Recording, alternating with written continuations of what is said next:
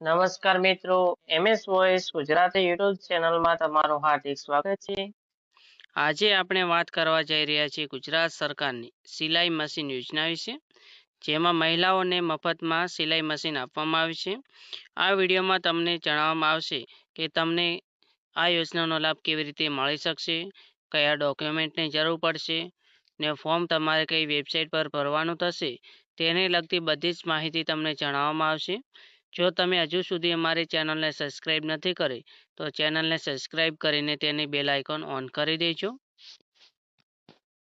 મફત સિલાઈ મશીન યોજનાનો લાભ માનવ કલ્યાણ યોજના હેઠળ આપવામાં આવે છે. આનો મુખ્ય હેતુ છે મહિલાઓને આત્મનિર્ભર બનાવવાનો અને ઘરેથી રોજગાર આપવા માટે મદદ કરવાનો છે. જો તમે સિલાઈ કામ શીખેલા છો અથવા તો શીખવા માંગો છો તો આ યોજના તમારા માટે ખૂબ જ ઉપયોગી છે. આ યોજનામાં લાભાર્થીને બેંક ખાતામાં રોકડ મળતી નથી, પરંતુ સ્વરોજગારી માટે દરજી કામનું નવું સિલાઈ મશીન અને તેને લગતા જરૂરી સાધનોની ટૂલકીટ સીધી જ આપવામાં આવે છે. આ યોજનાનો ફોર્મ કોણ ભરી શકે છે? તો અરજદારની ઉંમર 16 થી લઈને 60 વર્ષની વચ્ચે હોવી જરૂરી છે તથા ગ્રામ્ય વિસ્તારના અરજદાર માટે વાર્ષિક આવક 1,20,000 રૂપિયાથી વધુ ન હોવી જરૂરી છે. શહેરી વિસ્તારના અરજદાર માટે વાર્ષિક આવક મર્યાદા 1,50,000થી વધુ ન હોવી જરૂરી છે. અરજદારે અગાઉ આ યોજના હેઠળ કે અન્ય કોઈ સરકારી યોજનામાં આ વ્યવસાય માટે સહાય લીધેલી ન હોવી જરૂરી રહેશે. તથા જે પણ અરજદાર અરજી કરી રહ્યો છે તે ગુજરાતનો કાયમી રહેવાસી હશે તો જ તેને આ યોજનાનો લાભ મળવા પાત્ર થાય છે.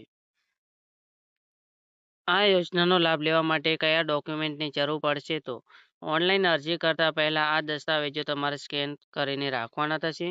સૌ પ્રથમ તો આધાર કાર્ડ, રેશન કાર્ડ. આધાર કાર્ડ અને રેશન કાર્ડમાં નામ સરખું હોવું જરૂરી છે.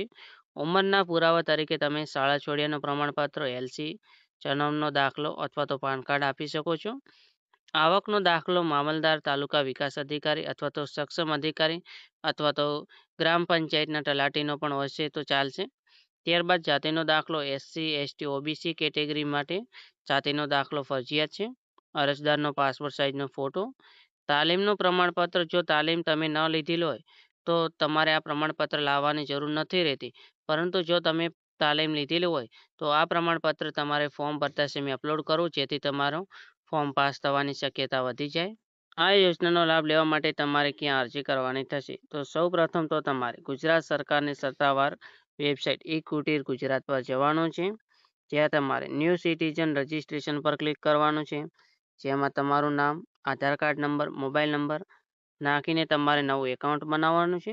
ત્યારબાદ રજિસ્ટ્રેશન થઈ ગયા બાદ યુઝર ID અને પાસવર્ડ વડે તમારે લોગિન કરવાનું છે. જેમાં માનવ કલ્યાણ યોજના તમારે પસંદ કરવાનું છે. ત્યારબાદ ઓનલાઈન ફોર્મમાં તમારી વ્યક્તિગત તથા રહેઠાણની માહિતી ભરવાની.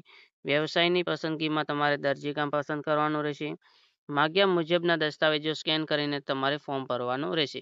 હજુ સુધી આ યોજના માટેના ફોર્મ ભરવાની શરૂઆત નથી થઈ. 10 થી 15 દિવસમાં આ યોજના માટેના ફોર્મ ભરવાની શરૂઆત થઈ જશે. તમને આ વિડીયો ઉપયોગી લાગ્યો હોય તો વિડીયોને લાઈક કરી દેજો ને આવી સરકારી યોજનાઓ વિશે માહિતી મેળવવા માટે અમારી ચેનલને સબસ્ક્રાઈબ કરી દેજો અને ચેનલની બેલ આઇકોન ઓન કરજો, જેથી જ્યારે પણ આ યોજનાના ફોર્મ ભરવાની શરૂઆત થશે ત્યારે તેની નોટિફિકેશન તમને મળી જશે ને બીજા જરૂરિયાતમંદ લોકોને પણ વિડીયો શેર કરજો. આભાર.